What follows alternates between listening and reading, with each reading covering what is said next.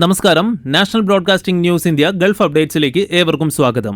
Gulf സഹകരണ council രാജ്യങ്ങൾ ഈ വർഷം 4ാം പാദത്തിൽ ഏകീകൃത ടൂറിസ്റ്റ് വിസയുടെ പരീക്ഷണഘട്ടം ആരംഭിക്കുമെന്ന് UAE സാമ്പത്തിക ടൂറിസം മന്ത്രിയും എമിറേറ്റ്സ് ടൂറിസം കൗൺസിൽ ചെയർമാനുമായ അബ്ദുള്ള ബിൻ തൗക്ക് അൽമാരി പറഞ്ഞു. 6 GCC രാജ്യങ്ങളും സന്ദർശിക്കാൻ സന്ദർശകർക്ക് അവസരം നൽകുന്ന ഈ ഏകീകൃത ടൂറിസ്റ്റ് വിസ ഷെങ്കൻ വിസ ശൈലിയിലായിരിക്കും. ഇതിലൂടെ ഒരൊറ്റ ടൂറിസം കേന്ദ്രമെന്ന നിലയിൽ ഗൾഫിന്റെ ആകർഷണം വർദ്ധിപ്പിക്കുകയും ചെയ്യുമെന്നും അദ്ദേഹം കൂട്ടിച്ചേർത്തു. വിസ നിയമങ്ങളിൽ സുപ്രധാന മാറ്റങ്ങൾ വരുത്തി UAE. സന്ദർശക വിസ അനുവദിക്കുന്നതിൽ 4 വിഭാഗത്തിലുള്ളവരെ കൂടി ഉൾപ്പെടുത്തി. വിസ നിയന്ത്രണങ്ങളിൽ കൂടുതൽ ഇളവുകൾ അനുവദിച്ചുകൊണ്ട് federal authority for identity, citizenship, customs and port security ഉത്തരവിറക്കി. ചരക്ക് നീക്കത്തിന് സ്വയം നിയന്ത്രിത ഹെവി വാഹനങ്ങൾ ഉപയോഗിക്കാൻ ഒരുങ്ങി ദുബായ്.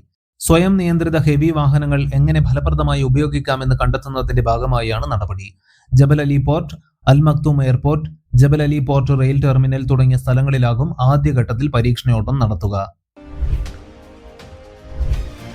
UAEയിലേക്ക് സന്ദർശകരെ സ്പോൺസർ ചെയ്യുന്ന പ്രവാസികൾക്കുള്ള സാമ്പത്തിക മാനദണ്ഡങ്ങൾ നിശ്ചയിച്ച് federal authority for identity, citizenship, customs and port security. സന്ദർശക വിസ നിയമങ്ങളിൽ സമഗ്രമായ മാറ്റങ്ങൾ പ്രഖ്യാപിച്ചതിന് പിന്നാലെയാണ് UAE നിവാസികൾക്ക് ബന്ധുക്കളെയും സുഹൃത്തുക്കളെയും കൊണ്ടുവരുന്നതിന് മാസവരുമാന പരിധി നിശ്ചയിച്ചത്.